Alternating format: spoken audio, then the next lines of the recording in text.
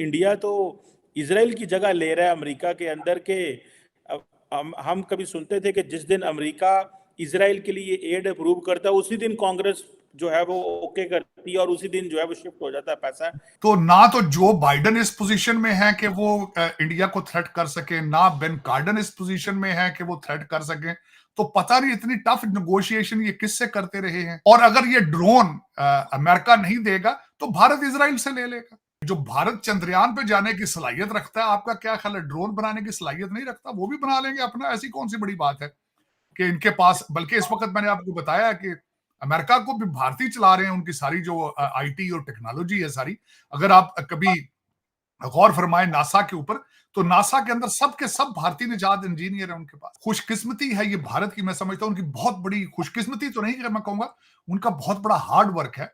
जिस तरीके से अपने बच्चों को पढ़ा के वो बाहर भेज रहे हैं, जिस तरीके से वो टेक्नोक्रेट बन के जा रहे हैं, टेक्नोक्रेट। और जिस तरह मैंने आपको अर्ज किया कि 5 मिलियन कंप्यूटर प्रोग्रामर भारत में बैठे, 5 मिलियन, छोटे से नंबर नहीं। तो चीमा साहब ये फिर इस तरह तो नहीं होता ना, इनके बस की बात नहीं है अब।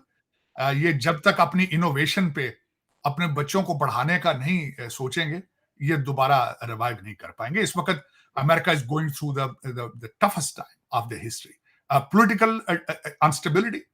और सबसे बड़ी बात यह है कि मायूसी, ना लोग मायूस हो चुके हैं, लोग मायूस हो चुके हैं। लेकिन तार साहब आप मायूसी की बात करते हैं, दुनिया सारी जो है वो लांचा दे दे डंकियां ला ला के अमेरिका जाना चाहती है। आप मायूसी की बात कर रहे हैं। इकोनॉमी भी बड़ी वो है, डिफेंस में भी हम कहते हैं कि जो 3 पावर के चेस बोर्ड होते हैं, ठीक है जी, एक आपका डिफेंस है, एक इकोनॉमी है, एक पॉलिटिक्स है। जो डिफेंस का है ये बेसिकली प्रोफेसर जोसेफ नाय, जो बेसिकली जो कॉन्सेप्ट पावर का जिसने उसके ऊपर बड़ी उसने बुक्स लिखी हुई है, future of power and so, वो कहता है जी डिफेंस में आप देखिए अमेरिका कहाँ खड़ा है, 800 अरब डॉलर, कोई मुकाबला ही नहीं है दुनिया में किसी मुल्क का। आप इकोनॉमी में चली जाएं, 35 ट्रिलियन डॉलर 23 ट्रिलियन डॉलर की तो जीडीपी है, कर्जे भी बहुत देने हैं, स्टॉक मार्केट बहुत बड़ी है।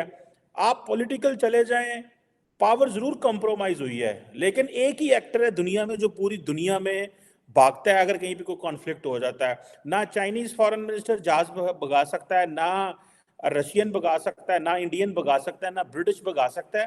तो तार साहब तीनों जो स्फेयर्स हैं उनमें असर तो नहीं क्या है। आप ये जो पर्सपेक्टिव दे रहे हैं, आपको नहीं लगता कि ये एक पेसिमिस्टिक पर्सपेक्टिव है, लुकिंग द अमेरिकन पावर?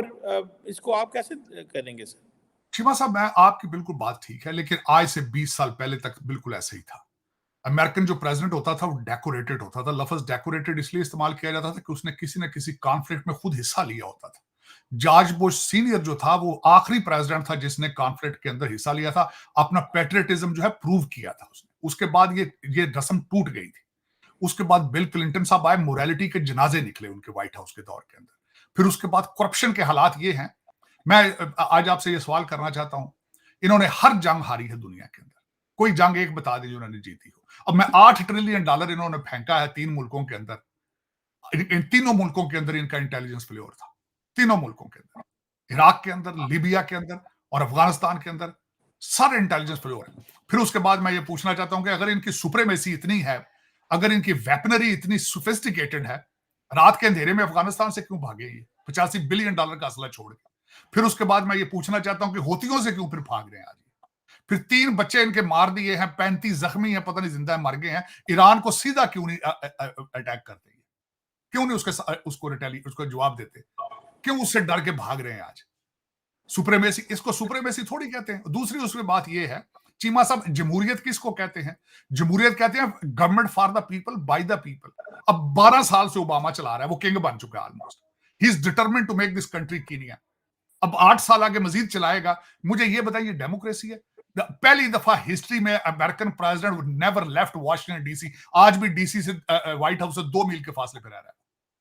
और मजे की बात यह है कि सारी डिक्टेशन वहां से आती है, व्हाइट हाउस की सारी गवर्नमेंट, सारी हैंड पिक उसने कैबिनेट बनाई ओबामा की। इसको, और फिर दूसरा मुझे यह बताएं, ठीक है, आप बिल्कुल ठीक कहते हैं, माजी के अंदर ठीक होता है। जर्नलिज्म किधर है आज?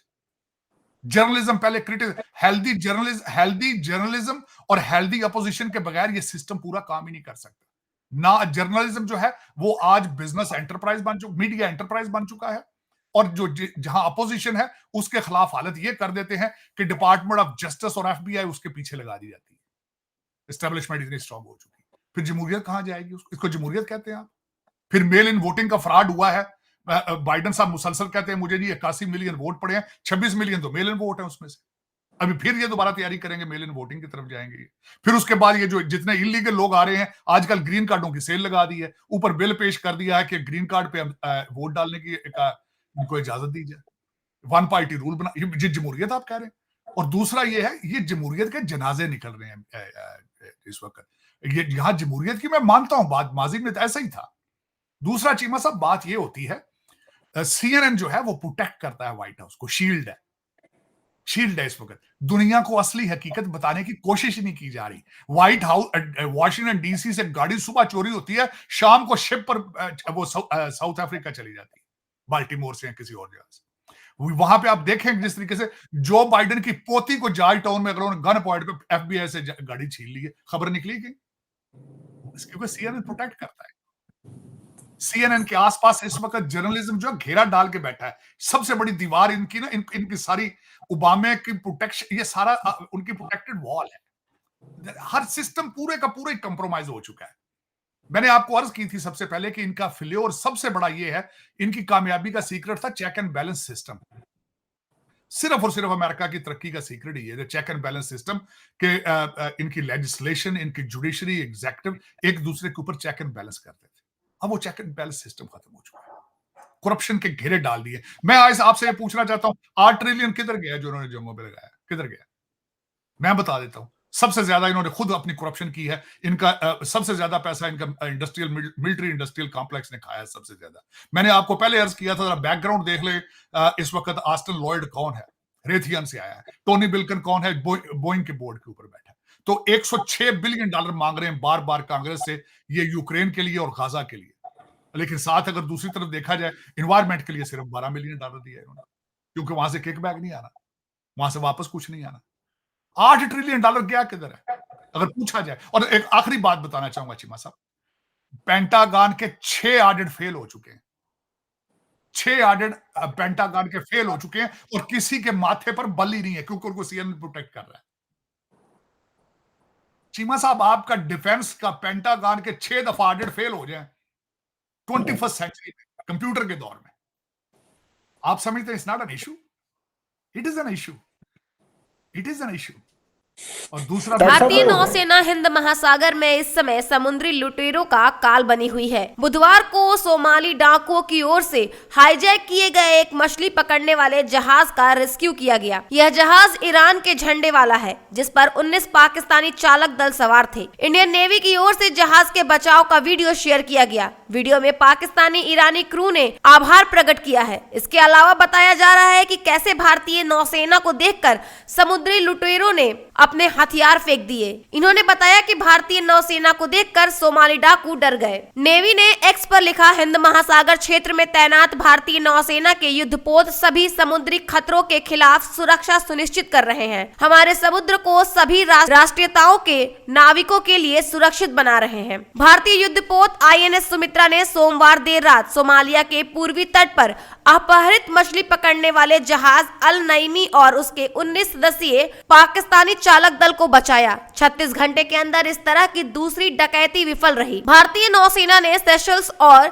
श्रीलंका को तीसरे हाईजैक जहाज को रोकने में मदद की है। हाल ही के दिनों में समुद्री डाकुओं की ओर से अपहरित या ड्रोन हमलों का शिकार हुए जहाजों को भारतीय नेवी ने बचाया है। इसे लेकर विदेश मंत्री S जयशंकर ने कहा, अधिक क्षमता हमारे अपने हित और प्रतिष्ठा आज इस बात की गारंटी देता है कि हम वास्तव में कठिन परिस्थितियों में क्षेत्र में मदद करते हैं। पिछले कुछ महीनों में यूरोप और एशिया के बीच समुद्री व्यापार को बाधित करने के लिए यमन और सोमाली समुद्री डाकुओं के हमले बढ़े हैं। यमन के हुती विद्रोही लाल सागर में इजराइल से जुड़े जहाजों पर हमला कर रहे हैं। भारत ने जहाजों की सुरक्षा के लिए अरब सागर और अदन की खाड़ी में कई युद्धपोत तैनात किए हैं। अदन की खाड़ी में इंडियन नेवी का गश्ती जहाज INS सुमित्रा तैनात है, जो समुद्री डाकुओं को नाकाम कर रहा है। पिछले सप्ताह ईरान के झंडे वाले अपहरित मछली पकड़ने वाले जहाज ईमान को उसने रोक लिया था। इससे 17 ईरानी चालक दल को सुरक्षित रिहा किया गया था।